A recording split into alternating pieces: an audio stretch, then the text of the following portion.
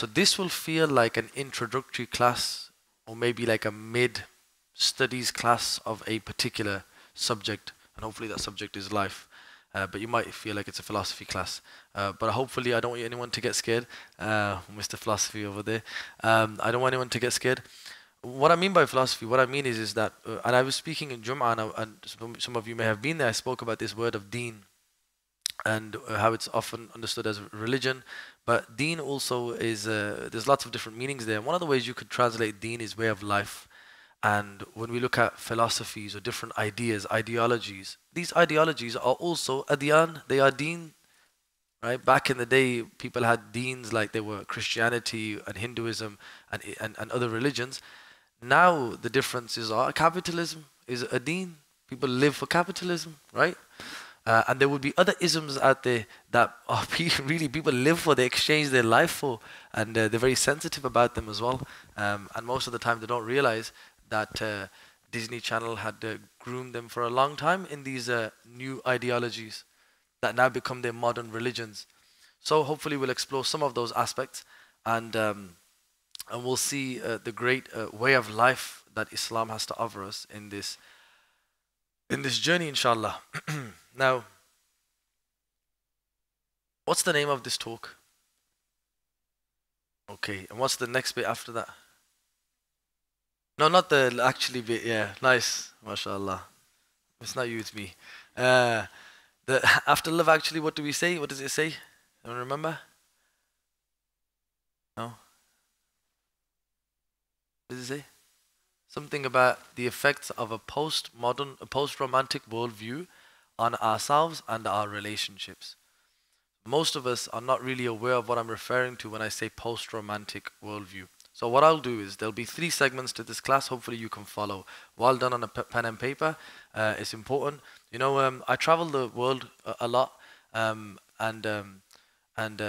so I go to different places, and naturally many security agencies listen very intently to what I say. Luckily, I don't think they see me as much of a threat. But anyway, they have a pen and pad and they record everything that I say, right? And that's why they run the world. Right, because we left our pens and pads at home, but not you guys, mashallah, because you guys have your mobile phones and you'll be making notes, alhamdulillah, right? Yeah, I mean, uncle, not you, you're okay, right? No, you're, oh, mashallah, uncle's ready, huh? Mashallah. But I want you guys to take, at least let this be an introduction to making these notes for yourselves so that you can do follow-ups. There'll be maybe an odd book that I'll reference, but I want you to take really knowledge and this journey seriously, because when you, I believe that once we cover this class or this session, you'll realize that it's actually a very, very important subject. Anyway, so we're a little bit short on time already, and I wanted to finish it by Maghrib time. So Bismillah, let's bring in that barakah, inshallah. Okay, so there will be three sections to this. One, I'm going to speak about really a bit of history, okay, and how the context of where we're living in, and then some of the crisis in which we have as the effect of this ideology. So we'll talk about where this ideology came from, the effect of this ideology, and then hopefully towards the end we'll look at what Islam can do in offering us that balance. However, one of the beauties of understanding when you study anything, it's very important to understand that if you can understand the extremes of any concept, you automatically will put yourself in a place of moderation and therefore safety. So in Islam, for example, the way scholars have understood good character, it's not black and white binary of good character and bad character. Rather, good character and virtue is considered to be a balance between 2 extremes. Too much of something becomes bad, and too little of the thing becomes bad. Is that clear? So just keep that in mind as we're going to journey through this, inshallah. And what I want to show you guys is the great amount of insights into our psychology and our mindsets that Allah subhanahu wa ta'ala has to offer us. But before we get into our tradition, we really want to understand where the crisis is. Okay. Now, this idea of love, first and foremost, is a very important part of human experience. This idea of love, and this is something that's recognized, obviously, in the Quran and within the Hadith. In fact, you know, a person who's a true believer cannot achieve true belief levels. لا يؤمن أحدكم حتى يحب لأخيه ما يحب لنفسه. right? That a person is not a true believer. None of you can truly believe until you love for your fellow person what you love for yourself. And this is indicative of really what it means to achieve Iman. But before we get into that, and there's lots of course, different variations, the Prophet ﷺ had also mentioned to us that love your beloved moderately. Love with a balance, right? And he said, perhaps he will become your enemy one day. And hate your enemy moderately as well, right? Perhaps he will become your beloved one day. So it's an important aspect to understand this idea of balance first and foremost, because if you're not balanced in love, it's going to be a problem, isn't it? Yeah. And if you're not balanced in hate, then it's also going to be a problem. You don't want to be too emotional when navigating your emotions. How scary would that be? Anyway, so let's look at the understanding of ideologies first and foremost. Historically, our scholars never shied away with dealing with ideologies. Okay, what we would do is we would look at an ideology. We would look at the foundations of the ideology, first and foremost, the usul, the foundations of it.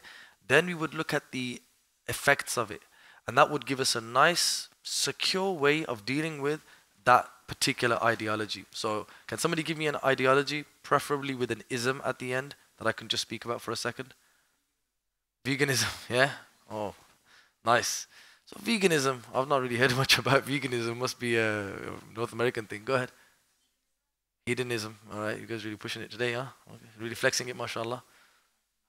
Nihilism, okay, cool, good. Just a few isms out there already. These are just ways in which an ism is indicative of a set of rules which define a particular type of a way of thinking, for example. All right, so it's a science the ism part blocks you within that, so that becomes the frame in which you perceive and navigate. So any of these isms, Stoicism, capitalism, feminism, all of them, you can look at all of these and immediately the scholars don't become like emotional people in responding to this. We're not going to be, oh, that's nonsense, that's not. We just say, okay, cool, present the idea, let's look at the foundations of it, look at the conclusion. Is the foundations in line with our tradition, and does the conclusion, is it in line with our tradition?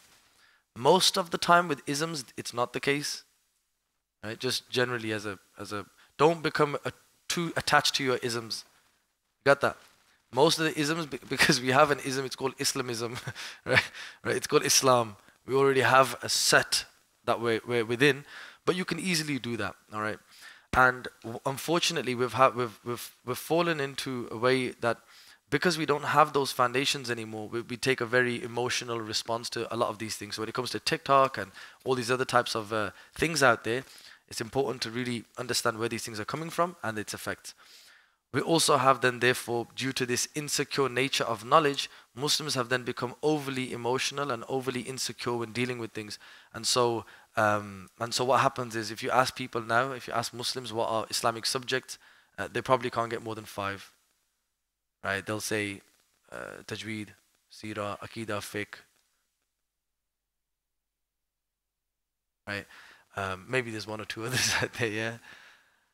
And what about maths? Is maths an Islamic subject? Is medicine an Islamic subject? Right? So we also start to see that and understanding ideologies was also part of our the way in which we studied. So the same. So you can't deal with like an ideology with fiqh, right? You can't deal with an ideology with fiqh because the ideology needs to be engaged. Like how can an idea be? How could you pass like a legal judgment? Right? Practical navigation. That's what legal judgments are. How could you pass that on TikTok? Right? Like, what part of TikTok, if you were to say it's haram, how is it haram? You have to qualify that. You can't just say, oh, capitalism is haram, feminism is haram, something like that. So we have to have a greater way in which we navigate this. So one of the other things you have to really understand, to understand the landscape of the world we live in, is you have to understand the history of formation of knowledge. So I'm going to take it back a little bit. So this is the bit now. The intro is kind of done. So let's get into the history. So a long time ago, around the 16th century, when the church and Christianity failed most of the modern world, what did they do as a response to that? The separation of the church and state, which is known as secularism or secularization, right? So this idea of separation of the church and state. What happened when they did that was all the truths that the church offered them, now that the church is gone, they had to now rediscover a lot of these truths, existential truths. Where are we? Where did we come from? Where are we going? Who are we? Right? So this led to what was initially first this skepticism that began. The skepticism created a very scared way of seeing things and worried way of seeing things first and foremost. Try to keep a tab of these because I'm going to bring them back into how they affect your relationship with Julie. All right. So skepticism. All right. First and foremost. Yeah. Yeah. So then what had happened was once the skepticism came about, the human being asked itself, well, what can I depend on?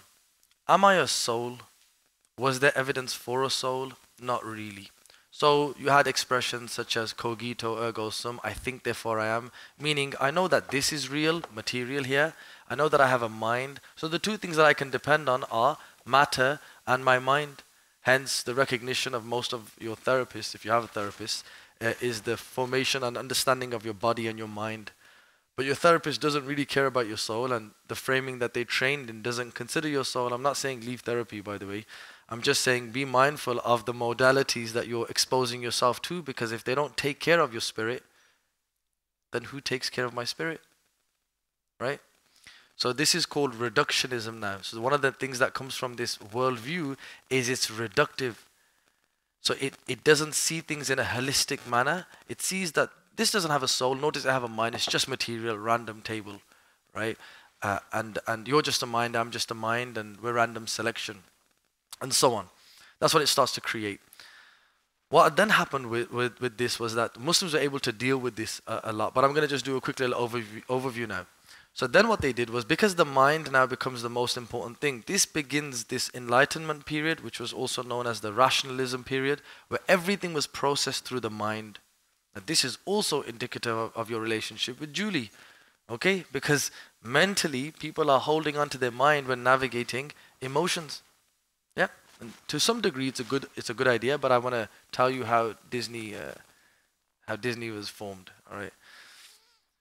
So this emphasis on the mind led for this supremacy of the mind. Okay, and the mind, the way it registers stuff of what I see is what I conclude.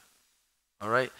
This leads to many different types of sciences, science itself as we know it, but more specifically empiricism. What I see in material are truths that I can make sense of. You following, yeah? Very simple, very easy. But what then starts to happen is, if I conclude truths based on what I see, and you conclude truths based on what you see, then you have a different truth to me, don't you? Right? Now, this is very similar, because trust me, you and Julie will have a moment where her truth will be a different truth to your truth. And she will say, my narrative was this and his narrative was this. In fact, this foundation is the same foundation to which people say one man's terrorist is another man's freedom fighter. And we say, nuh-uh. We say, that guy's a bad guy. Objectively, not subjectively. You see this? So next time you want to go and hold on to your political ideology, first sometimes check where your political ideologies come from, because sometimes they might be erroneous what they result in. Because once you accept one man's terrorist and another man's freedom fighter, you now start to lose objective, absolute truth. Very scary, trying to change the world. What also then happens is, now you start to get this rise of capitalism and all these other things, because the mind concludes material can be brought by money. So this gives birth to industrial revolution and capitalism, and this goes on a super, becomes the thing of the Western world, right? Which you guys may know about through your history lessons on YouTube for 10 minutes. Anyway, now think of it like this. In that time, during this period, there were human beings just like you and me. Now they were sitting there watching this whole world now conclude that all we are is the mind and matter and make money and take over the world and long live the British Empire and blah blah blah, right? Well, what happened to love at this time? Science now proposes the idea that love is now just material chemicals, right? One of my favorite things to do when, when you're speaking to a person who's a non-Muslim, you put your hand on their shoulder, especially if you're same gender. You put the hand on their shoulder, you look at them with a smolder, and you say, really, is your love just chemical reactions? And boom, they're just like, la ilaha illallah. Because they can't accept that. The human being cannot accept that this is all we are, because you cannot justify your ruh to just be material and cognitive phenomena. So then, the pursuit of beauty, of love and truth began in the Western world. Very easy, everyone's following, yeah? As they started to look for beauty and love and truth and maybe even God, in a framing that didn't really include feelings, because material and observation doesn't really, it's like you're wearing green, right? Someone says it's Medina green. Chill out, brother, it's just green. In fact, it's not really even green. Green is a color that somebody pulled out. It's actually light refracting of number 0.1%, whatever. Do you get it? This mathematical observation of the world. As a result of that, where does the heart find satisfaction for love and truth and beauty? Objective truth doesn't exist anymore. Love is just chemical reactions or just things that I material experience. And beauty, well, beauty becomes relative now as well. That's why, when they say things like beauty is in the eye of the beholder. So therefore, there's like a subjective beauty. What's beautiful to me might not be beautiful to you, for example. And though that's true to a degree, we accept that there is a thing called objective beauty as well. So comb your hair, right? But this is the cool thing now. Right now, you don't get it. You see what's happening there? You see how the problem, because then the person can say, no, but beauty is in the eye of the beholder. And my people love me like this. This type of stuff. Well, actually, there is such a thing as objective beauty, and it's with the Prophet ﷺ, and you might want to learn that. Anyway, they didn't have the answers, the wonderful answers I just gave you, so they ran on this whole discourse. And this desire, where the mind and our rationalism started to take over the whole world, and this is where most of your neo-spirituality circles are linked to, by the way, and again, Disney Channel, Disney Plus.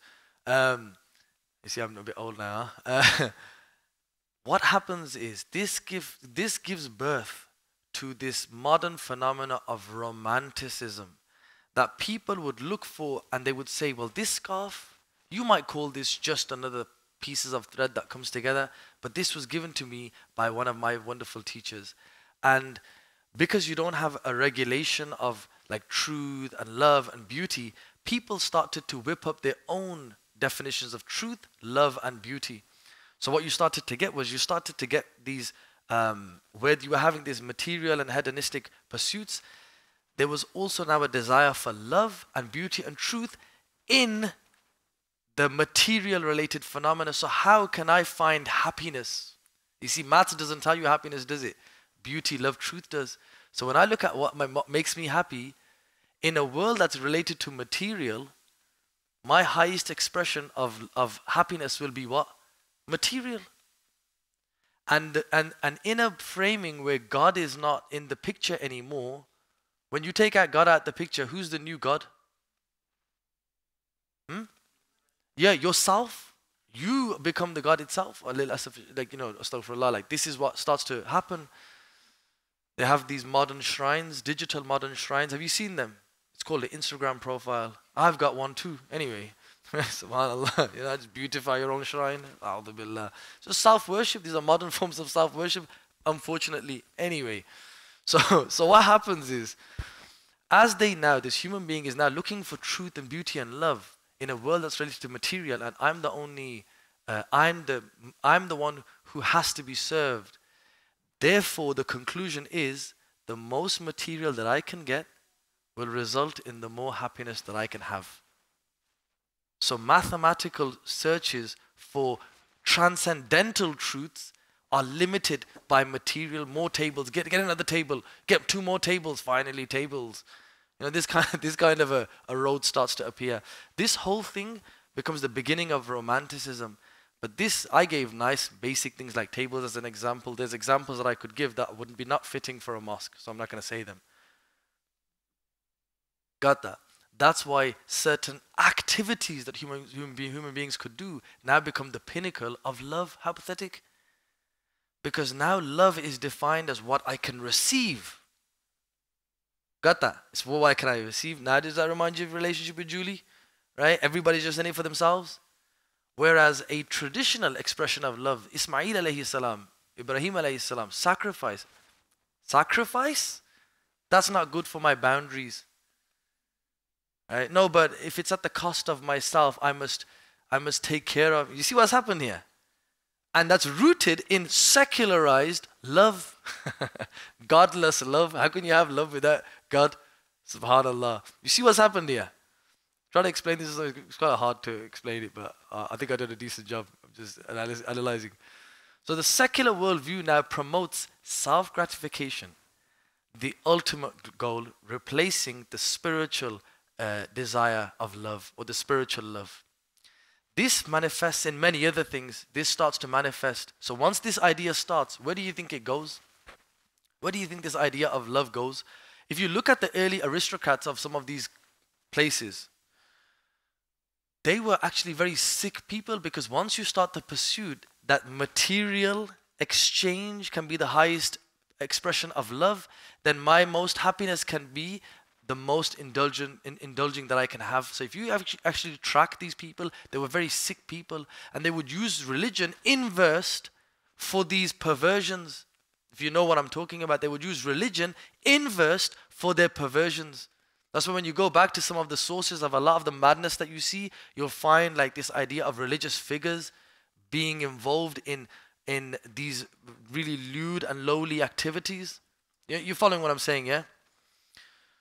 This has a massive cultural implication, because these people now start to become people that define really what now is love. So where before they would speak about Layla and Majnu, representations of that if that's the love of a human for a human, then what is that of the love of a human being for Allah subhanahu wa ta'ala? That's what it originally was, poetry and even music. Now, it was a whole different ball game. It was gratification and just get as many toys as you can and have as much fun as you can.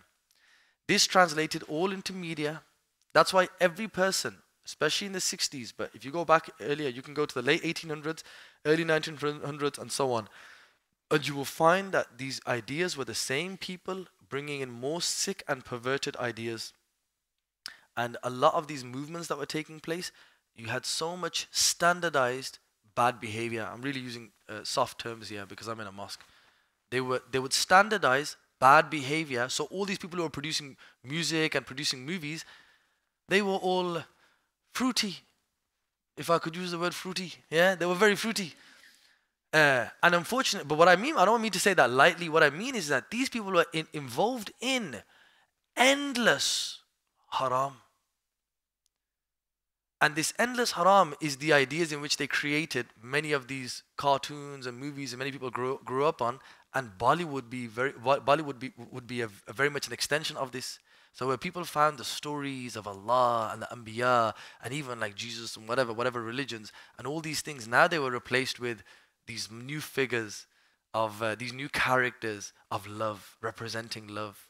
So now we ask ourselves, how much did our movies impact our understanding of love? And I'll show you something really interesting. This is why I'll give you two phenomena that you're all familiar with. This is why everybody's a narcissist. They ain't ready for this, are they? I think I need some water as well. Huh? This is why everybody's a narcissist, because everybody loves the idea. We've been trained on so much self-indulging behavior that the moment we get told, Muhammad Isaaq, there's a girl version of you, she'd be perfect for you. And then we go, oh, a girl version of me sounds amazing. What? Right? He's just like, there's a brother out there, mashallah, you guys are just like the same. And people get excited over that because they think so highly of themselves that if it's a male or opposite gender version of me, that's going to be a perfect marriage. Isn't that crazy? Right? That's the first thing. The second thing is what it creates also is this obsession with personal feelings.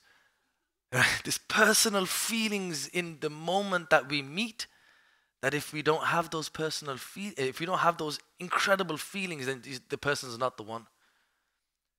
Right? Which everybody knows that all feelings are fleeting and will end. So even if the feelings are great at the start, they're gonna go. And when they go, if the relationship is predicated on feelings, when the feelings go, does the relationship go? So there's two more things I'm going to share here. I was going to say one, I'll share two. So first thing is, this is why everybody is impressed with strangers. People have such a good opinion of a stranger because they just project onto the stranger all these other, oh, finally this person understands me. You know, this ma'rifah is what we're looking for, the ma'rifah of Allah, to know God. Yeah. So these are all religious ideas, but now they're in this secular, godless systems, and people are like, I think this guy really gets me, right? And your parents who got you, for 20 years they know you, they left to the side, and Julie, 2 weeks, but she's something, and it's all projection, because you don't know about that person. But the idea that a stranger knows me is so exciting that becomes the standard of love. Isn't that crazy? And we don't even know that happens to us. Subhanallah. And that's why when you get married to them, and then 2 or 3 years later, and they're like, Home Alone, like friggin', just they want to swear, but they can't swear, right? That's one thing that happens. The other thing is, that's why traditionally, when you got married, you didn't just look at the feelings. In fact, the feelings weren't really half the time considered. The only feelings that were considered was the feelings for your parents. Subhanallah. So what was considered was social and practicalities. Social practicalities. So it went like this. You're a farmer, right? You're the daughter of a farmer. I'm a farmer. You're used to manure as a smile in life. We're gonna reduce 80% of the problems that we're gonna have practically. So let's get married. That's the way it went, right? You didn't have to worry about iPads because whatever you were earning, she was familiar with, etc., etc., etc. Now you didn't have any of those considerations, and the idea of the princess and the street rat, the lady and the tramp. You see, these are not random things, right? Aladdin's whole thing was Aladdin faking that he was a prince, defied Sharia law, and because she couldn't marry the street rat. But the idea of that possibility was so exciting, and that's what people were conditioned on. And this was actually part of the sexual revolution as well, and this created this whole idea of self-gratification that was just linked in materialism and individualism.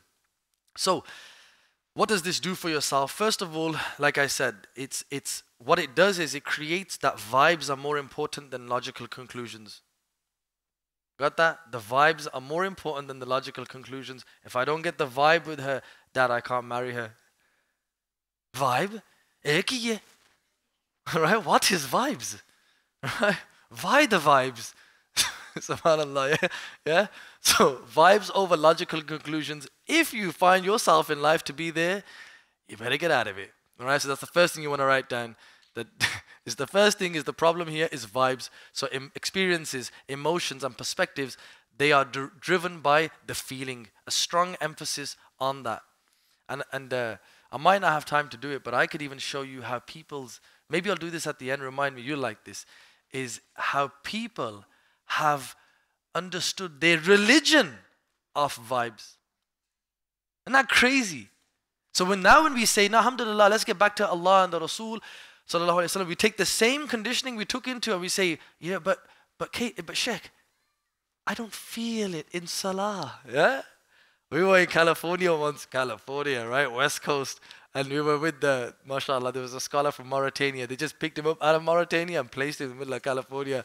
He lived in the home like he was in California. Allah yarhamuhu. He was a great scholar. We were sitting there, and the question came in, and somebody asked the question, Sheikh, how can I feel in Salah? كيف نشعر في صلاة? He goes, كيف تشعر? كيف تشعر? Like, you want to feel? How to feel? Man ant, who are you that you should be feeling in Salah? You're an abd, that's God. Simple, pray. I'm just offering a perspective. I'm not saying, as Allama Iqbal said it, sajda e ishq ho to ibadat mein maza aata hai. And that if you have a sajda where there's love, that's when you have maza in the ibadah. That's when you have the lazza, the experience in the ibadah. Khali sajdon mein to dunya hi basti hai. He says in empty prostrations, there's just the dunya is found. Iqbal, be careful that your prostrations don't make you a kafir. To jukta kahin ho rahe or sochta kahin ho rahe, because you put your head down here, but really your mind's elsewhere. That your sajdas to God may make you a kafir because you're thinking about something else the whole time. You know, it's amazing, isn't it? Okay, have you time? Okay, thank you. Nobody. So the other thing is it creates a mentality that's obsessed with extremes. Extreme sweets, extreme sports. Have you ever noticed how many extreme sweets? You guys have them, right? North America, those little human being things, the fizzy ones. And they're all extreme. How does that make sense? Have you noticed some of these sweets? Oh, the standard is extreme. That doesn't make sense. You see how problematic that is. You have extreme sports. There's a whole genre of extreme sports that do really crazy stuff to get what? The feeling. Subhanallah, that the existence. So before where Descartes said cogito ergo sum, I think therefore I am, the modern mantra as the response in romanticism is I feel therefore I am. Maybe even, because now our modern feelings are linked with our phones, we may say I post therefore I am. And how many of us have been somewhere and taken a picture of the food and felt a little bit satiated? How does that make sense? I took a picture of the food. I didn't even eat the food, but somehow I feel like I accomplished my mission. Subhanallah, right? There you go. Subhanallah. So imagine what happens with the marriage. Let's live it for the shot. You see that? You see how that works? We didn't actually get married, but let's throw parties about getting married. But we have nothing to celebrate because we didn't even survive for long. Subhanallah. Okay, the third thing. There's a few more here. I'm okay with time. How am I doing with time? We have time, okay. You sure, yeah? You're not just feeling the vibes, are you? No, I'm joking. Okay. Allah bless you, brother. So, what it also does is when you become so self-obsessed and you are trained upon the vibes and the feelings, the focus of adherence to principles now gets relegated. Do you catch that? This is very important. Brothers, I want you to really listen to this, okay? Because you have a bit more responsibility. You have your own responsibilities, but last time I checked, because I'm not a woman, I can't talk about women. Okay. All right. So look, if I prioritize feelings just in my life, if I've been raised upon this way of feelings, I see somebody, violence come out, well, hey, right? I don't, like, this is the Gen Z are really interesting because they can't even hold jobs properly. You know how quickly they lose jobs? They're just like, yeah, just bye. They're very fascinating, you know. Millennials, like, they bought into, you know, the get the degree and get the job. And the Gen Z look at them, they're like, no, thank you. But there's such a lack of adherence to principles that what then happens is, so the feelings are prioritized, principles are reduced, and what does that conclude? A irresponsible person. And nobody can then handle responsibilities. And what that means is nobody can handle being responsible for the problem, creating this ultra-sensitive being. I'm triggered right now. Well, I'm sorry, Cinderella, but if the shoe fits... No, I'm joking. Or am I? Isn't it amazing? You see how this has created our whole psyche? Are you guys finding this beneficial? For me, this is boom. You know, you realize so many ways you're going wrong in life. And maybe, if you're not married, it was for this moment. You can learn this and then you'll get married now. Okay? Because if you went into marriage with this, you'll be like your cousin. No, I'm joking. All right. A'udhu billahi minash shaitanir rajim. May Allah protect everybody's lives and personal understandings of themselves.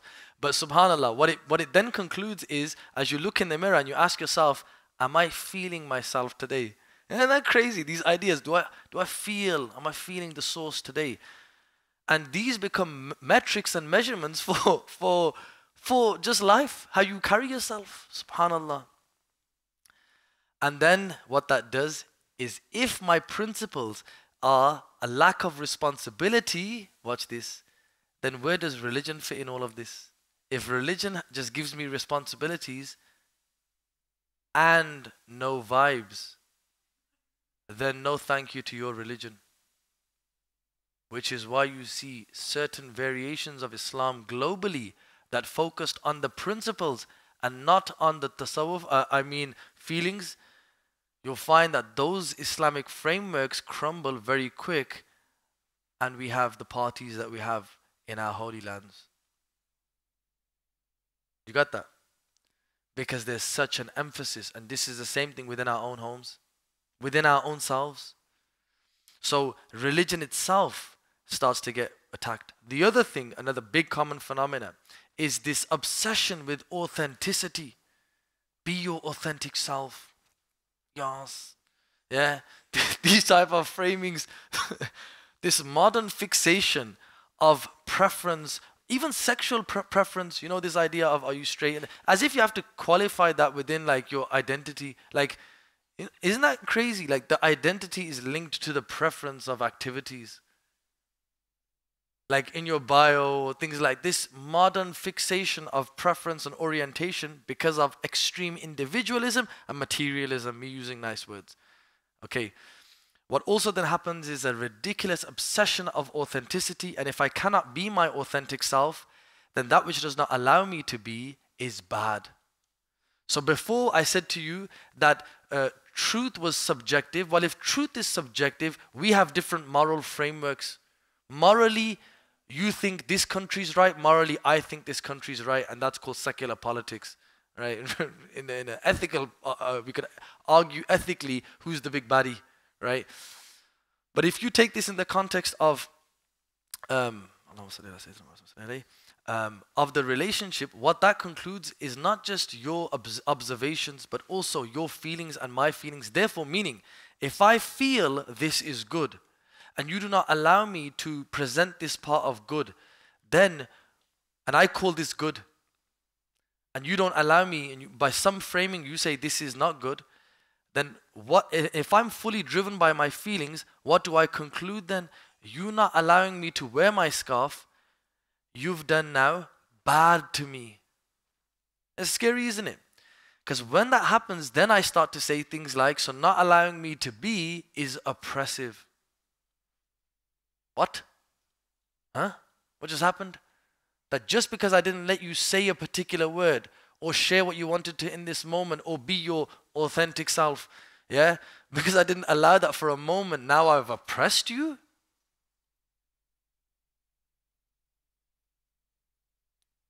This is the philosophical foundations of batil, nonsense, okay, falsehood, and romantic ideals. I think we're 5 minutes left, is it? Yeah, I think it's 5 minutes. 10 minutes. I need to be principled with this, brothers. 10 minutes. Okay, I need to be, stay with me. Give me the 5-minute signal as well, because I don't want to just go off the vibes. I think we're having a good time. Which is also important then, because if you're going to do da'wah, if your da'wah doesn't include vibes, people won't like it. You got that, yeah? That's why we got a media team here. To feed TikTok with this, so the animal farm can create more. Okay, let's move on. And I'm not joking when I say these references. I just say with a slight smile so you feel kind of happy, but I know you want to cry. So do I. So then what? So then this obsession that if I can be my authentic self in the relationship and I can be all of me with my flaws, and you don't have anything to say about it, then that's a good thing. And if you say anything about my flaws, then you have oppressed me and I'm leaving. What? And that's scary. May Allah save us from the madness of these extreme Dajjalic worldviews. Okay, and I'm not going to be speaking too much about Dajjal today, but as a nutshell, remember Dajjal, he will show you water as fire and fire as water. So his whole gig is flipping and inverting truths. He wants to invert truth. So you follow falsehood as if it's a truth, and stay away from and look at truth as falsehood. That's what he wants to do. He wants men to be women and women to be men. He wants to just invert. If you can invert that thing, that's good enough. He doesn't say to join me and let's take over the world with that one-eyed caps. No, what he wants to do is he wants to invert principles. So the guys are like, hold me. And she's like, yeah, all right, I'll hold you. What? Just after she does her deadlifts. Yeah, I'm going to be done at 8 o'clock. After work, I'll go do my deadlifts and then I'll come pick you up.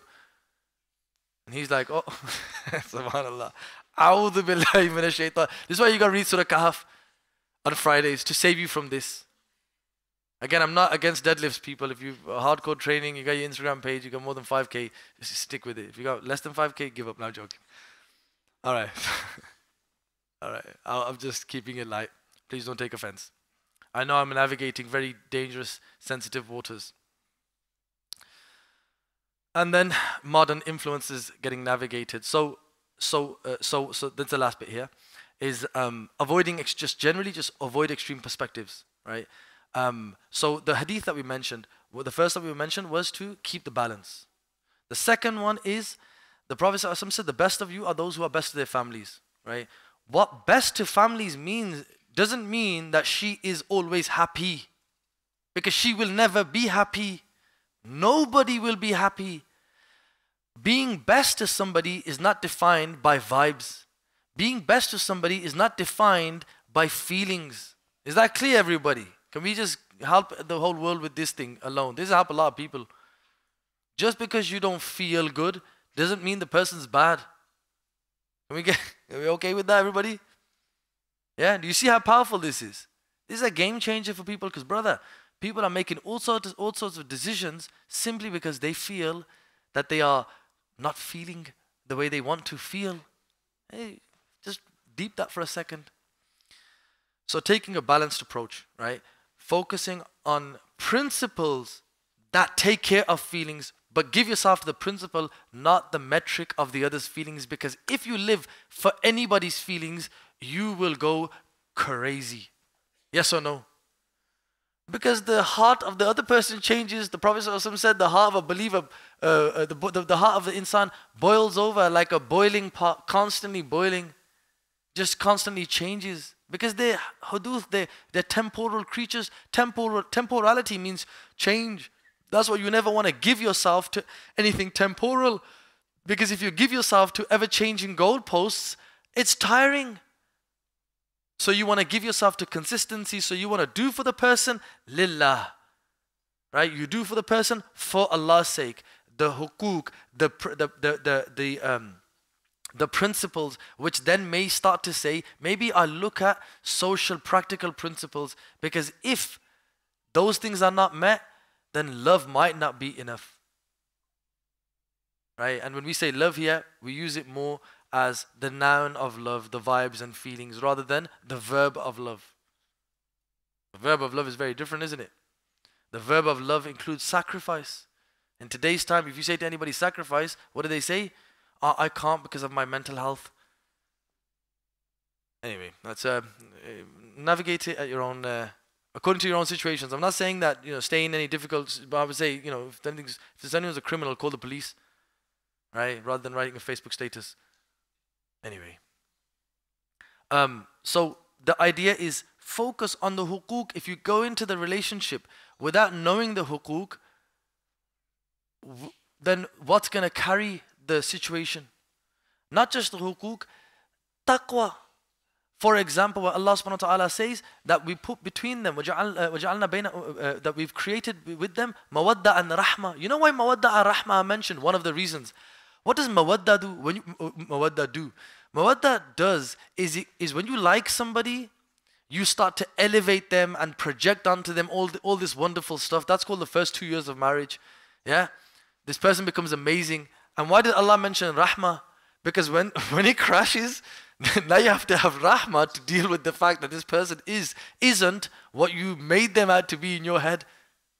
Interesting. So you gotta have mawadda because that's the vibes, and rahmah, which is the principle. Because if you don't have rahmah and just want to seek mawadda, then you will be in trouble. Because you gotta learn to forgive insan, as they say, to err is to be human, to forgive divine. Right? That's rahim and rahmah. Of course, whatever you did in your life, whatever based on your situations, you did it as best. So don't go into like, oh, what could I have done? Repeat after me the wonderful dua, affirmation of the Prophet ﷺ. He would read, Ma sha'Allahu kana wa ma lam yasha' lam yakun. Right? What Allah has willed has happened. What Allah did not will did not happen. You don't need to say Hakuna Matata. Just say Ma sha'Allahu kana. What Allah willed happened. Wa ma lam yasha' lam yakun. What He did not will did not happen. And move on with your life. Don't get too caught up into those things. And then balancing affection and responsibility. The first thing I spoke about was mukallaf, being a mukallaf person. Become responsible. Look at what the responsibilities are, and to understand, to love for Allah's sake and not just for the person's sake alone. I think the time is short, so I will inshallah stay after the prayer for any questions, inshallah. So we will stay for that if any of you feel like you want to remain and you can handle any more. I think you can handle no more. وَقُولُ قَوْلِ هَذَا وَأَسْتَغْفِرُ اللَّهِ وَأَتُوبُ إِلَيْهِ. And I just talked to myself the whole time. Inshallah, if there was any khair, it was from my teachers and my parents. And if there was anything bad, it was most certainly from myself and Disney Channel and Shaitan. Assalamu alaikum, inshallah.